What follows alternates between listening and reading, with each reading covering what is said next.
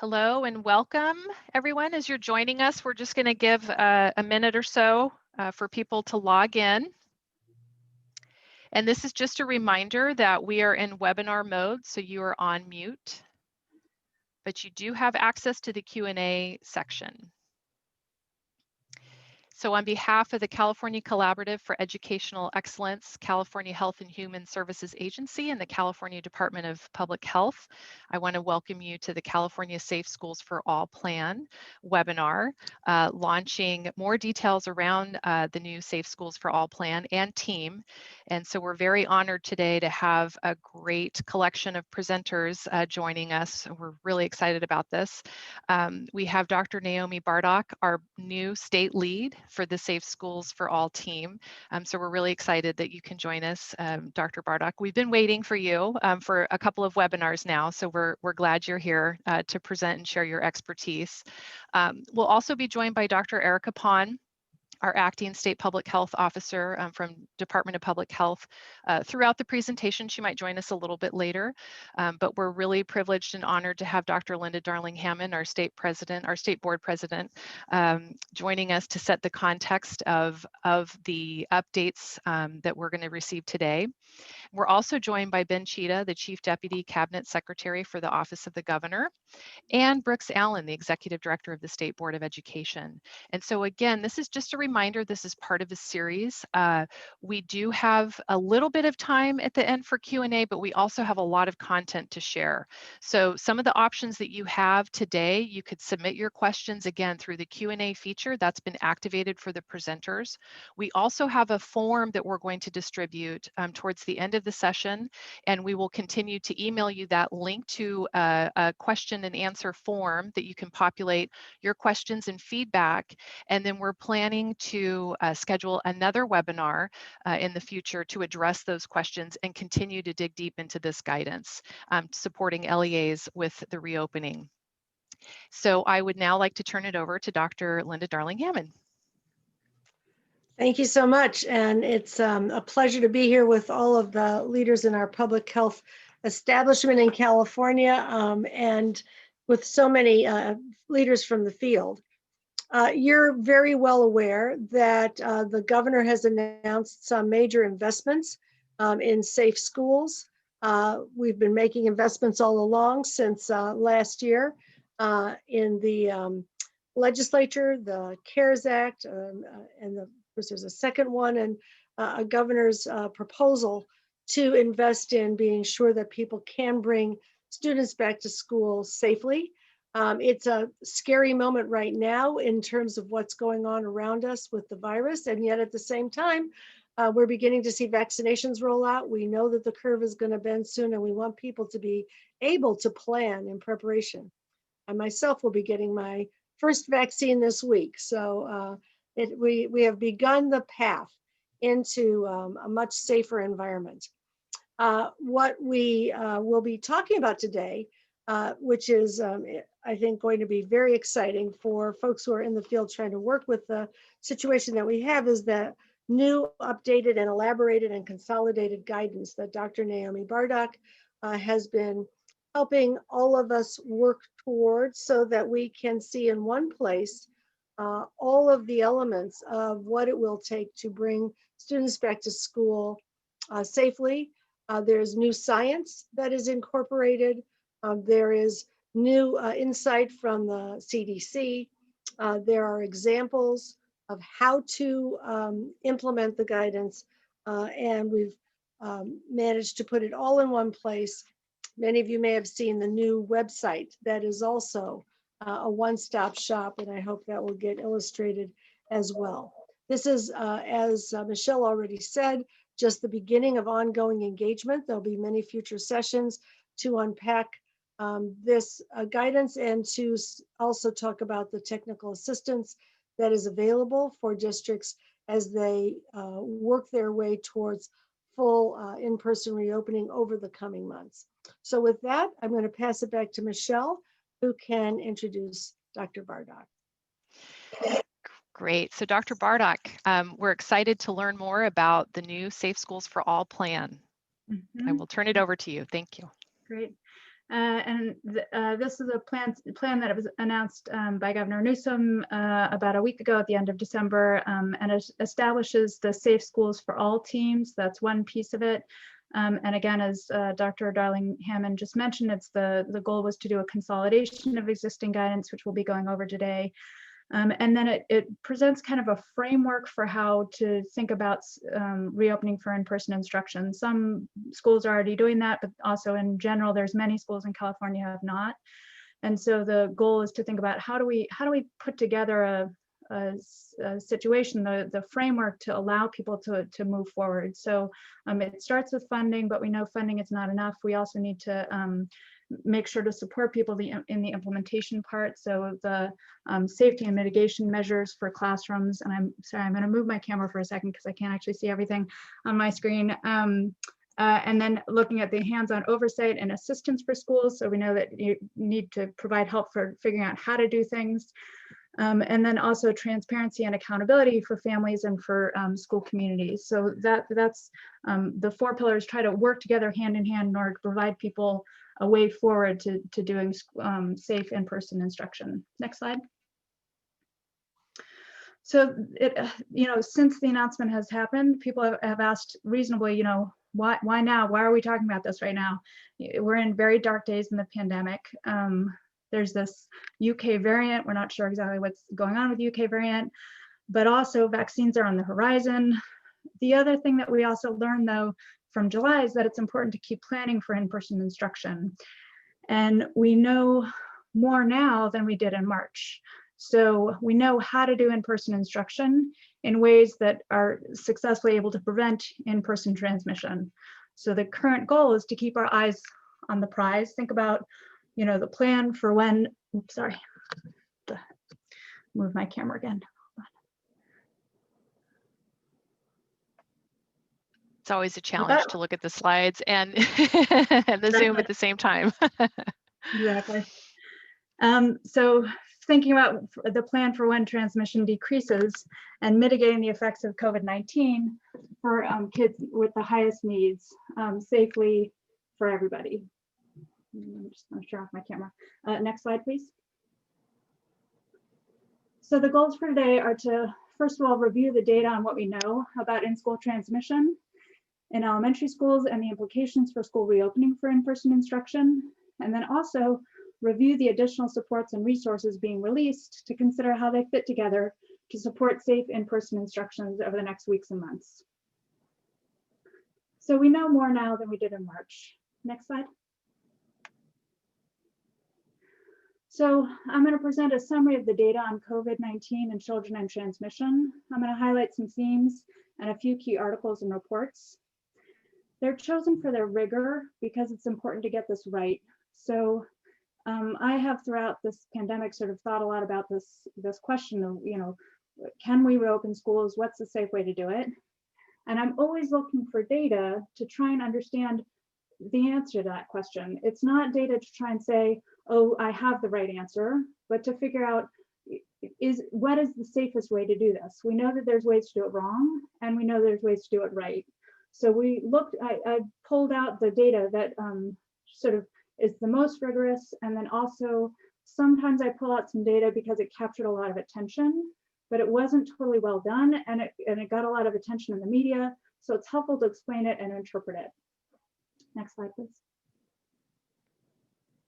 So I like to give the take-home point first, which is that children get COVID-19 less often and are less ill than adults. Transmission in elementary schools differ from high schools. Adult-to-adult transmission in schools is the most likely type of transmission that's going to happen in schools, actually, and therefore also where we may have the most control.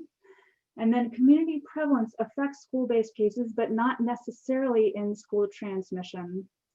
And we'll talk a little bit more about that. That's because we need to have the key mitigation strategies in place in order to prevent the in-school transmission. And that includes masking, physical distancing, stable groups, ventilation, hand hygiene, symptom screening and screening for contacts, and surveillance and screening testing.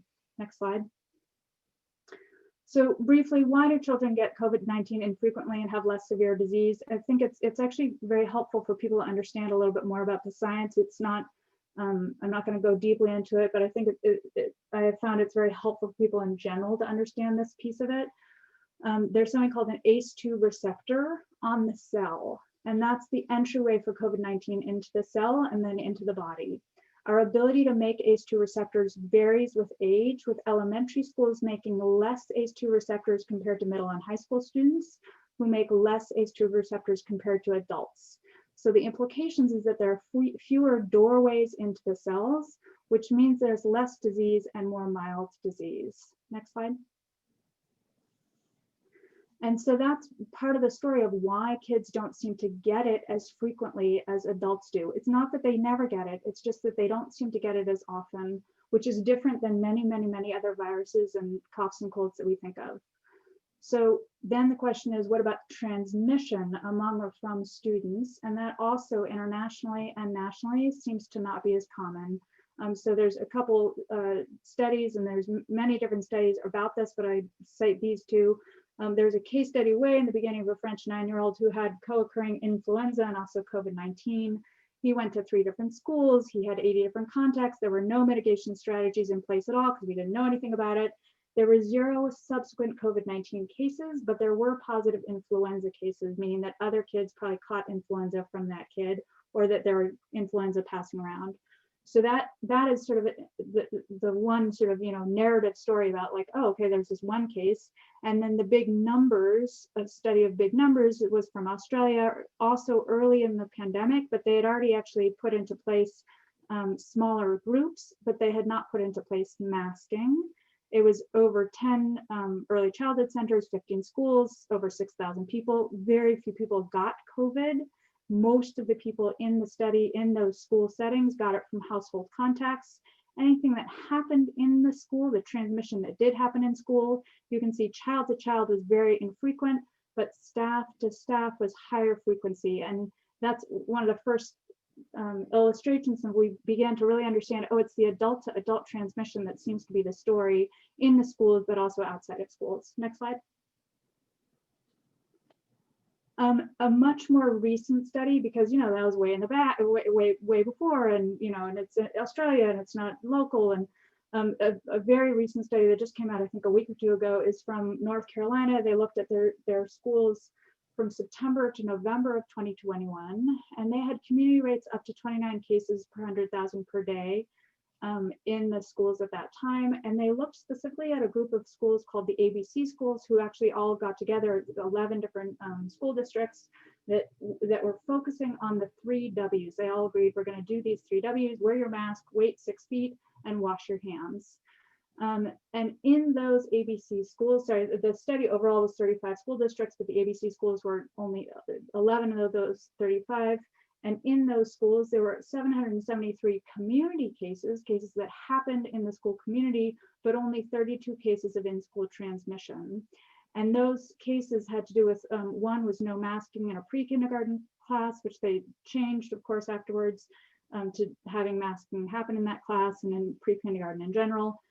And then 2 were in special needs settings, 1 with eating in close proximity. So, and so they made some changes to change the eating and also changing some face shield practices. So it's very illustrative information where, for me, the take home point from the study is there's not very much in-school transmission when you have those things in place: masking, physical distancing, and washing. And that also that there's lessons that we can learn and make sure that we're actually looking when there is a transmission, let's learn from it and then prevent it. And then there were no child to adult transmission cases documented. Next slide.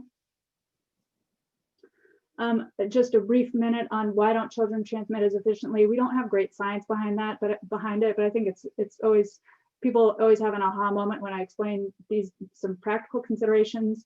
One is that they have smaller lungs. So if they do have an infection, they have smaller clouds of viral particles.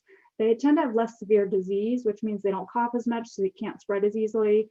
And then children are shorter than adults. So to the extent there's the respiratory droplets fall down rather than up. So they tend not to infect up. They go down to the ground. Next slide.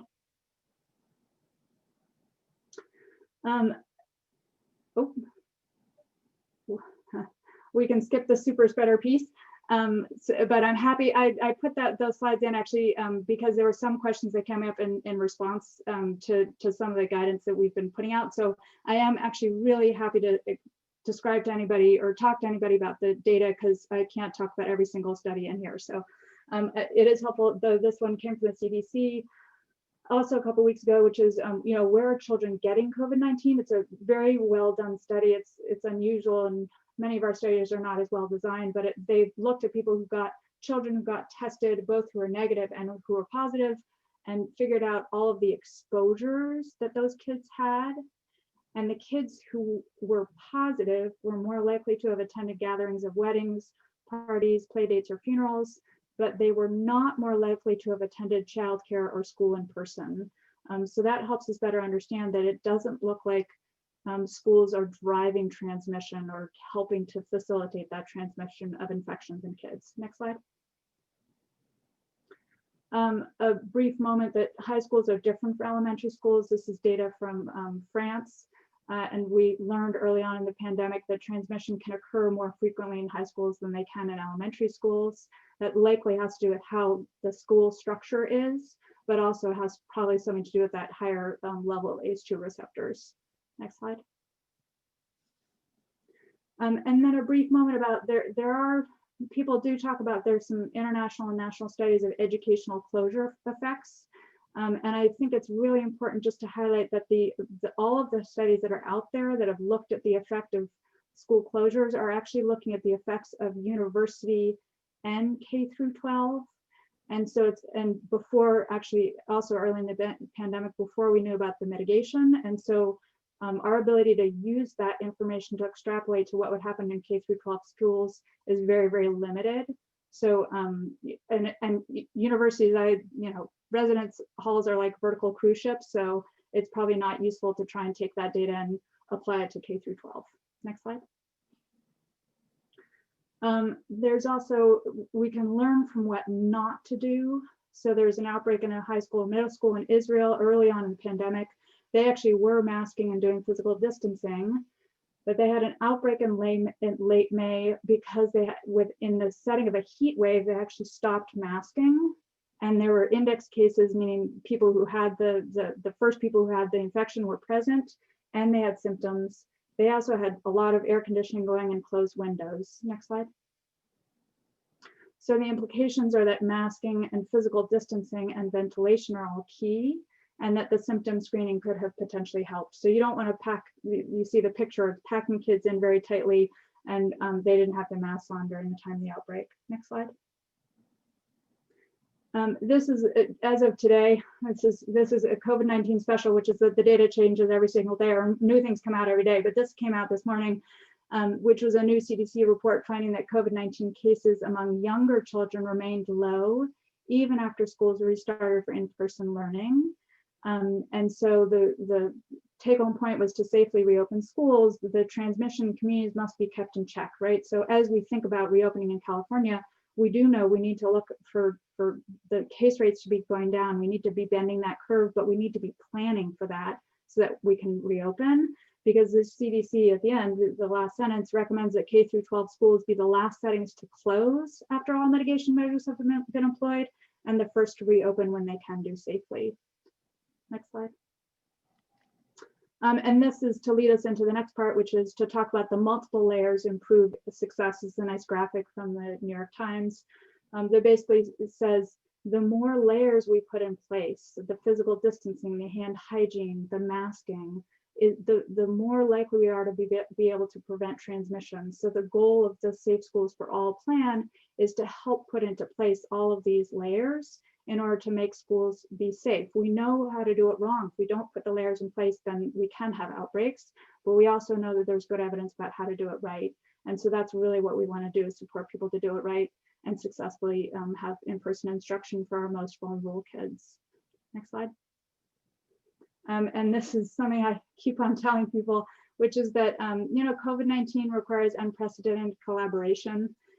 If you want to go quickly, go alone. If you want to go far, go together. So we really need to go far, and the goal is to mitigate the negative effects of COVID-19 rather than decide school open, school closed, argue, fight. we got to fight against COVID-19 together rather than against each other. Next slide.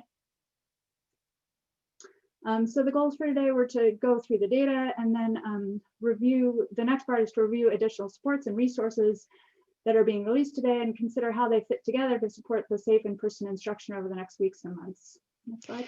And so, Dr. Bardock, I just want to let everyone know that, this was just released, obviously. So we have been putting in the chat the links to the new website, the new consolidated document, guidance document.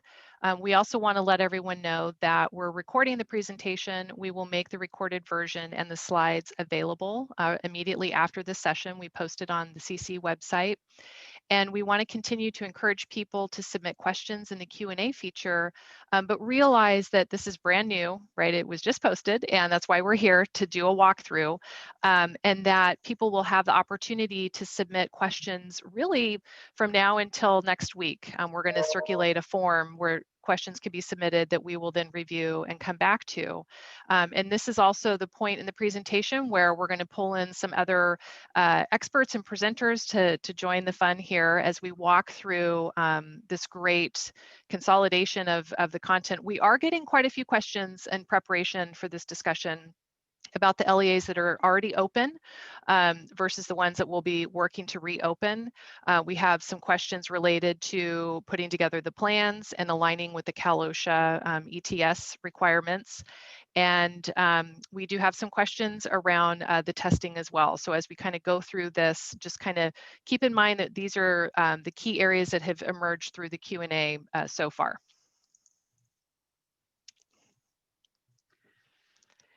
Great. So I'll keep walking us through the slides, but I do want to invite Ben Cheetah and Brooks Allen and other people on the call if they feel like they want to jump in with details or things that would be helpful. Please feel free.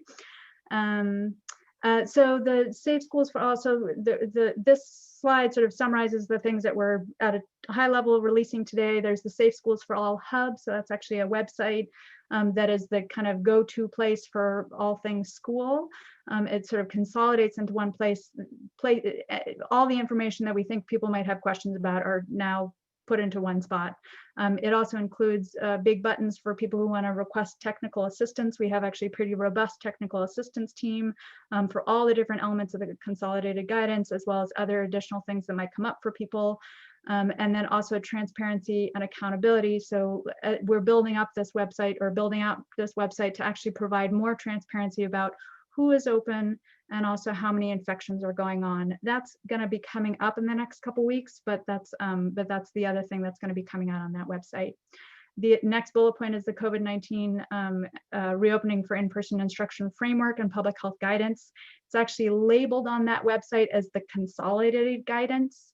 But it is the sort of consolidation of multiple different pieces of guidance that have come out over the last several months, but all put into one place for people to understand it. There's not actually tons and tons that is new. So I know it feels like, oh my goodness, it's a 50-page document, but most of it is actually very similar to what has been in there before. I will be highlighting in the next couple minutes a few things that are potentially new for people. But most of it is what you've already seen before. There's no major, massive changes to anything. There's also the all-county letter, which just explains a couple of things that have been coming up frequently about what it means to be open in the context of the new guidance, and also just frequently asked questions that have been coming up over the last couple months.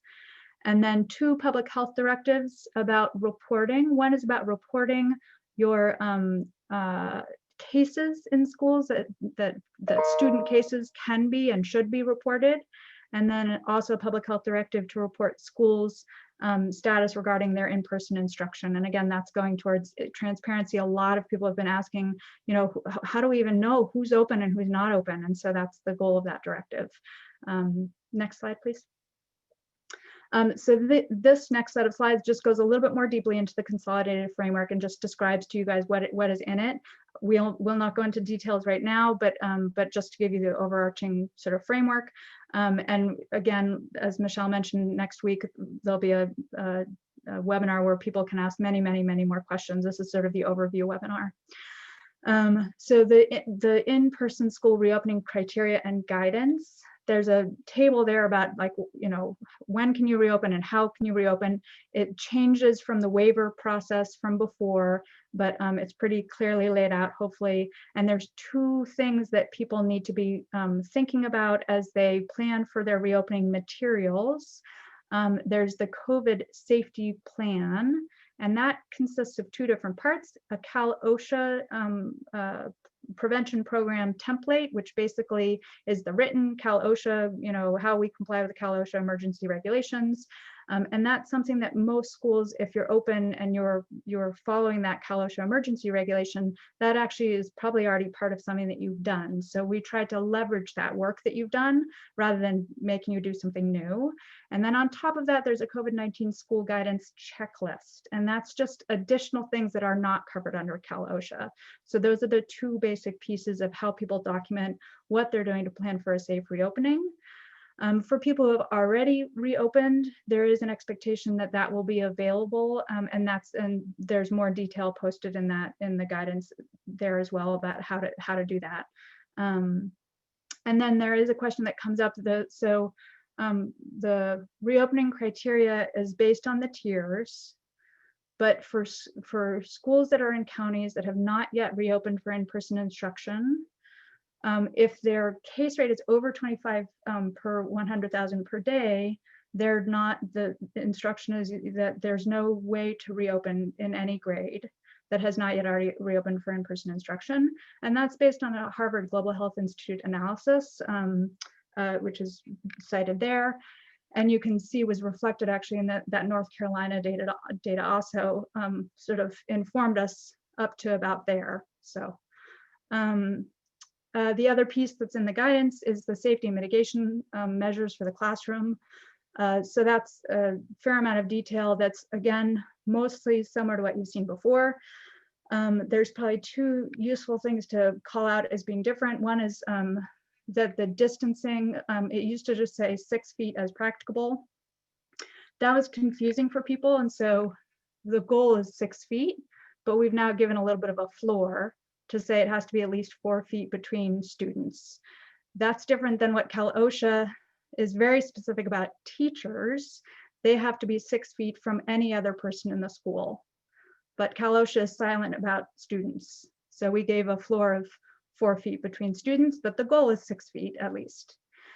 The other piece is cleaning and disinfection, which there's a change now of moving towards less of an emphasis on disinfection, because that's not actually necessary in COVID-19, except for if there's a case that actually has been found in the school. And that takes a big burden off of people to do tons and tons of disinfection. Next slide. So there's also a little bit of stuff around what to do about a confirmed or suspected case of COVID. It's actually not a little bit, there's a lot in there. Not much has changed. So the only thing that has changed is a school closure determination in order to focus a little bit more on the indicators that there's actually ongoing in-person transmission in the school that really tell us like, oh, we have to change something about the safety protocols that are happening there before in-person instruction can resume or can keep on going. Next slide.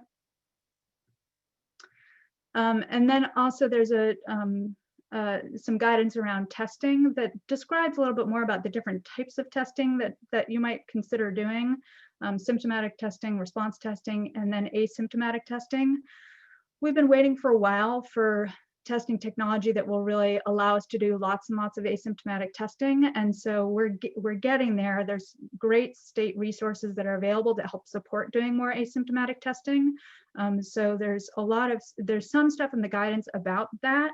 And then there's a lot of resources that the state has put together on the testing part of the COVID-19 website that talks to people about how to do more for schools that are interested in doing more of that. And I think we'll talk more about that. It's also partly related to the funding piece. Next slide. The next slide is briefly about vaccines and the guidance right now, the consolidated guidance right now, because we don't have like a great piece of vaccine guidance yet because it's so new on the stage.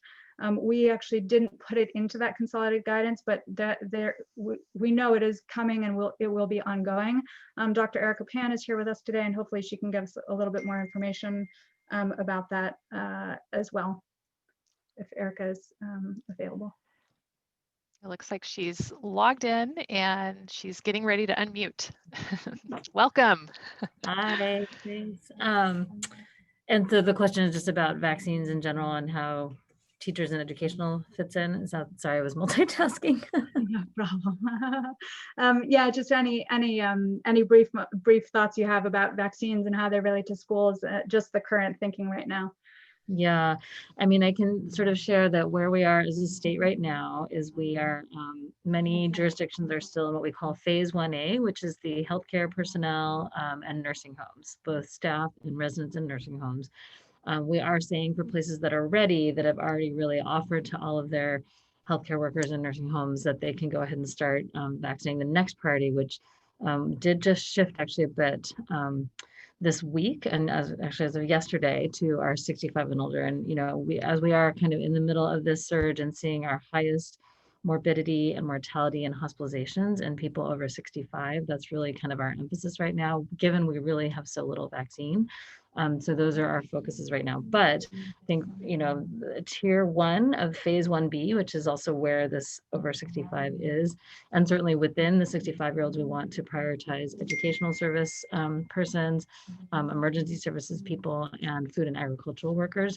So those are the sort of highest level tier after healthcare personnel as far as groups. So as we get through and get more vaccine, those are in our top priorities. And I think we're really working on different ways to make sure we're reaching certainly educational teams and educational staff. But right now, we again are kind of in this transition of getting all of our healthcare workers, nursing homes, and over 65s, and really getting ready to launch how we can work with all of you to get school staff vaccinated. Great, thank you.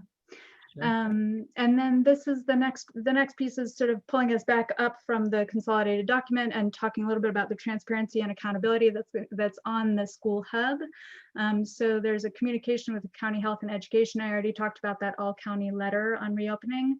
And then those 2 public health directives are also on that website, as well as being appendices in the guidance, in the Big Doc guidance.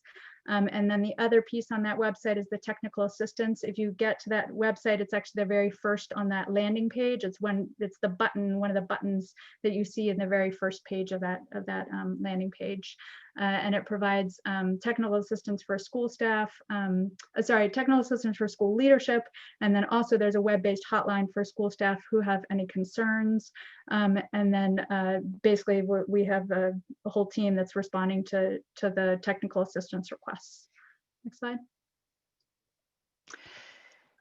So this is the section of the reporting letter for the status of in-person instruction. And so we just kind of wanted to put this language up here as well. And I'm not sure if Ben and Brooks also want to jump in just to kind of clarify the expectations, because we do have, reporting for the public health case rates, and then we've got the in-person instruction, kind of the operational pieces that we're collecting as well. So I don't know if anyone wants to add anything to the content that's posted on the slide, but we took it literally from the letter that was just posted today.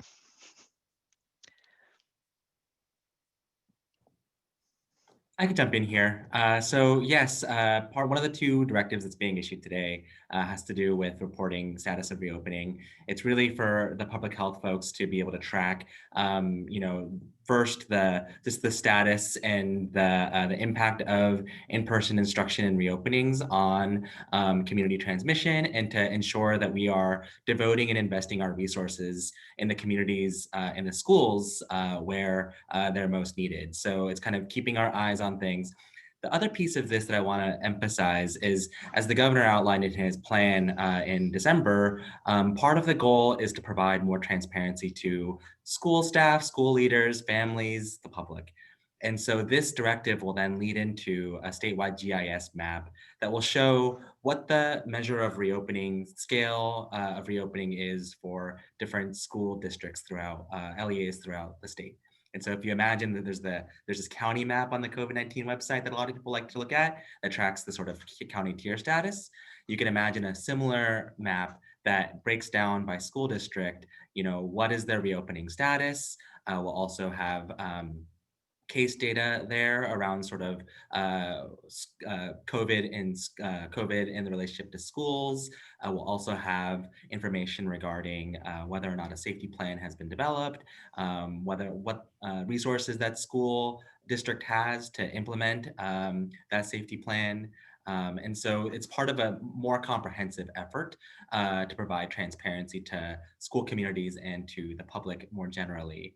Longer term, it requires us working with the legislature, but longer term, we're hoping to collect more granular data over time and then display that data as well. This is sort of phase one. What we're trying to do is say, let's provide a basic level of transparency to the public, and then let's continue working through February and March to provide more and more information that folks can act on and it is that people are wanting to see. So that's the sort of intent and rationale behind this directive. Thank you. Great. It's very helpful. Thank you. So this is just the preview of the new website. And I think if we have a few moments, we might jump into it as well. We've hyperlinked it in the slide deck. We've also posted it in the chat for everyone. We encourage everyone as we're on the call to jump in and kind of look around because a lot of the questions that are in the Q&A right now can be answered through this hub, which is really exciting. So Dr. Bardock, I'll send it over back to you and you can just give us a little preview of what to expect with the hub.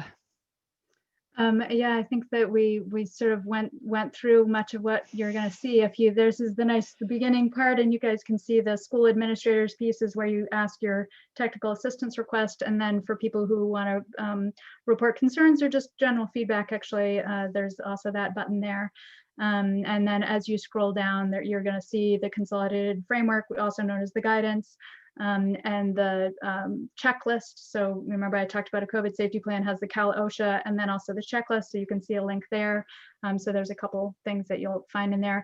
I'll say one thing that might be helpful for people because it's already come up as a question. So Ben just talked about the reporting of your school opening status January 25th. That's different than for anybody who's already open needs to post their COVID safety plan by February 1. So there's two different dates going on. One is just the very broad, like, are you open, are you not, what's going on? And then there's your COVID safety plan that for schools that have already reopened, they do need to post that, but that's February 1 to give you some time just to get that paperwork together. Hopefully not too much of a burden is the goal, but yes, maybe go to the next slide. So I had to create a slide of this opportunity. When you get into the website and you click, if you click on the school administrator, tab and you can initiate a request, you see a table at the top and it's a consolidated collection, curated collection of all the guidance that's available and it's organized in a great way. And so it's interesting. I wanted to pull it out and put it in the slide so that people know it's there because, we may have individuals that may not think to submit a request, but yet here, if you want to find where all the guidance is located right now, this is a great option. And so we're thinking that this might be kind of the resources slide throughout the webinar series, but everything is hyperlinked. It's organized by obviously the contact tracing, the testing, just health and safety. And we know that a lot of these pieces will be updated over time, but it's just really helpful to see it all in one place. And so that is a great addition and something that we've been talking about since November. I remember Dr. Pond mentioned the opportunity to consolidate all the content, and there's a good cross link between the hub and then the Department of Public Health website as well. So that's the rationale behind this particular slide. And I don't know if anyone wants to add anything in terms of what's available, but it definitely is a great resource for everybody. I'll add 2 points. Just the first one is I'm just going to admit, like, I have had the same experience where, like, I have difficulty sometimes finding some of the guidance or some of the resources. How do I get my master contract for PPE? Like the state says we've offered X, Y, and Z. It's hard for you to find it. I very much sympathize. And, just to be totally honest, some of our websites throughout the state are not the most sort of, they've been there for a long time. And so it's a little hard to find things. one of the big objectives is the hub. This is version 1, by the way, and so we'll continue improving upon it. But one of the sort of objectives is really to make it easier for somebody who is coming in from a school's perspective to know what are the key things that they should be looking at, what are the things that are germane to ensuring they can have safe in-person instruction. So that's one thing. And the second thing I'll just note about this page and the overall technical assistance plan is the team has done so much great work on the back end. So you'll see on the front end, it's a form.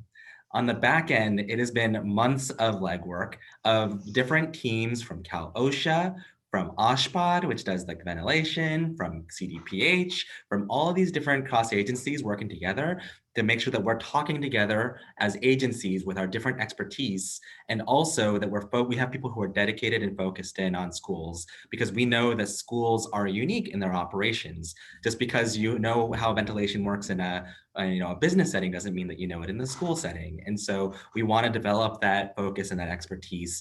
And so part of that on the back end that people aren't going to be able to see as much, but it's the legwork that is critical to getting this actually done and supporting the field, is we are building the team on the back end that can support the front end sort of request for technical assistance.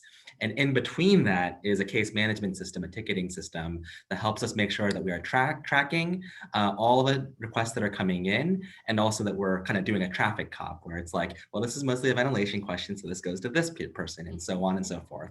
And so there was a lot of work in terms of actually developing the front end, the case management system with the business processes, and actually building the team against those business processes that I just want to kind of highlight, because there's a lot of folks within agencies who have been working day and night to make sure that actually we can actually execute and deliver on what we're saying we'll support.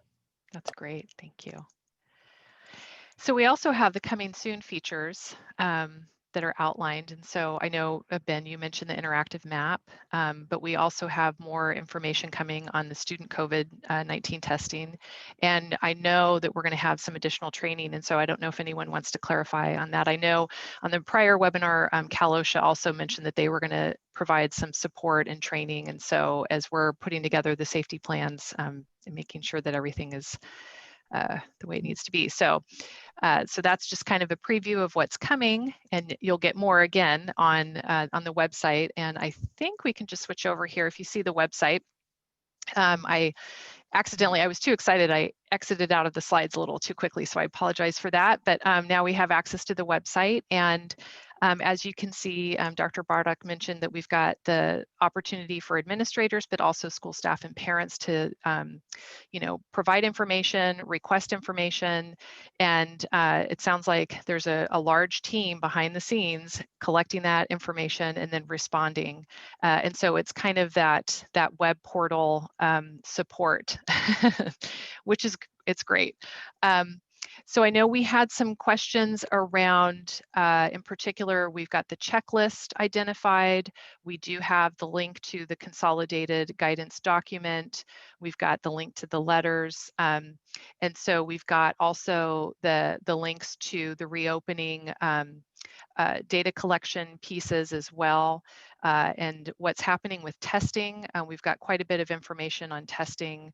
That's a very comprehensive page, and it's actually bookmarked, so you go right to the section for schools, and then you could submit your interest form. I know Paula Viesquez from Health and Human Services was unable to join us today, but she's shared in other venues about office hours and a lot of interaction and communication with county offices of education, LEAs, in really understanding the testing and the expectations around testing and what the state is doing to support that.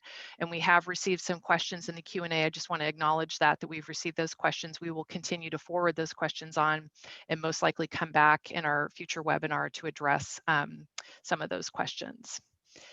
Just a quick pitch on that. If you stay on the testing piece, Yes. if you are a school in California, click on that partner with the state lab, and it'll invite you to have a week as part of like a weekly onboarding session, so you can learn a little bit about how to join on to the Valencia branch lab. Which, just as a quick pitch on that, the folks over at HHS, indeed, many people worked on essentially building a lab in record speed, getting it certified, getting it up and running. And essentially what it offers is self-administered test kits for PCR tests, the ones that go in your nose. They're the gold standard for testing. And also it's at rates that are about a third of the market rate in terms of what you might get from a separate vendor. So just want to kind of make a note that, there's no commitment, but if you want to click on that button and then you'll learn more information. Just if you're any school in California, it is available to you. I believe there's roughly 200 LEAs who have been signed on, and several of them have been extremely successful in their implementation. Yeah, and we did get a question about posting the letters, and so we do have them hyperlinked in the slide deck, and we also have them linked in the hub. And so you have the overview letter from the state schools team, and then you've got the specific letters around the reopening status and the case reopening or reporting by schools. That's in the transparency section. And so that is probably one area that we'll continue to communicate so that people know where the guidance and the directives are located. And as Dr. Barlock mentioned, it's also in the appendices or the appendix section of the guidance document as well. So everything is consolidated into the large PDF document. We encourage you to really take a look, download it, save it. And we've also linked that hyperlink in the chat as well. So with that, I think we're continuing to look at our questions. Does anyone have any final comments to add? Michelle, I just wanted to make one quick pitch building on what Ben shared earlier about, if you don't mind just scrolling up a little bit to testing strategies and approaches. Sure. For folks that visit that, because one of the other things that we've all heard and we're all very well aware of around the state is questions around feasibility, both in terms of where, not just in addition to the state Valencia branch lab, but other providers, as well as cost, both cost of those options, cost of others, and how you're able to carry those costs. And so there's been an effort to answer the frequently asked questions that come in that we've heard, particularly from our school business officials across the state. And if you see that second link about testing strategies and approaches, for folks to take a look at that, that also has a list of other vendors and other options and attempts to respond to what we know have been very pressing concerns from many. So we have questions. Oh, I'm sorry, Dr. Pom, were you going to say something? Sure. I just want a couple other quick plugs. I just wanted to reiterate some of what Ben mentioned around the cross-state collaboration that's happened behind the scenes to put all this together, and again, acknowledging, we're really happy that you can all have one-stop shopping now. We do recognize that it was, there were a few things in different places. So we're really happy to be able to present this to you. And then the Virtual Training Academy, I will say there have been several schools that have already had Virtual Training Academy. We've gotten a lot of good feedback and continue to improve that. So it's really a great resource for schools. And then also when schools, have to work with any local health departments about any cases, there's a whole sort of portal that they can work with as well. So really excited again that all of this is launched. It's been a lot of hard work with a lot of great collaboration, and really pleased we can present this to all of you. Yeah, so we've had some questions really around the safety plans, right, because of the urgency related to that. And similar questions, to the prior webinar, and just getting familiar with the Cal OSHA requirements as well. So we've had a question, is there a template available? And I believe that Cal OSHA has kind of their standard template that can be populated, as I recall, from the prior webinar. But we also realize that there are existing school site protection plans, and that some LEAs may just be updating that, integrating some of the updated kind of guidance from Cal OSHA into those plans, and that they can do so and just have them ready and available. They don't necessarily have to send them into Cal OSHA directly. They can just have them on file, is what I recall our Cal OSHA presenter sharing. But we are getting questions around the checklist. If anyone wants to add anything related to the checklist or any kind of clarifying points that might be helpful, we know where it is. We also know that there's an opportunity to ask questions through the portal, the hub, if they have any questions around the checklist. And we also have our Q&A form as well. But anything related to just getting those plans updated really, because we had the existing school site plans, and now they're asking about the COVID-19 prevention program, the CPP, which is the Cal OSHA acronym of just really updating the school site safety plan. So, and we don't have to add to that. I just want to clarify, we've been getting Q&A on that, and that it's the most urgent thing right now, because we have to get the plans ready. We have to get them posted on the website and transmit them to the county offices of education as well. The checklist. I think that in a lot of ways, the checklist will look familiar to folks. Many of the public health points in the checklist are from the June 5th, date back to the June 5th, 2020 guidance from CDPH. So it'll look very familiar. There's 3 areas where we're asking, or CDPH is asking for schools to kind of fill in a little bit more information. And it's the areas that really we want to make sure that we're tracking, that there's public transparency around, and that there's a lot of discussion about. That's one, how big or small the size of stable groups, or otherwise known as cohorts sometimes, just so that we understand, do you have a cohort or a stable group of 500 people? Is that what you're trying to do? Just so that we have a better vision and visibility into that and make sure that schools are being safe. The second is around distancing and ensuring that there's a minimum maximum around distancing, and so that we could help make sure that that's occurring and that things are safe. And finally is around testing cadence, whether or not the school is testing staff or students. It is not mandated for schools that are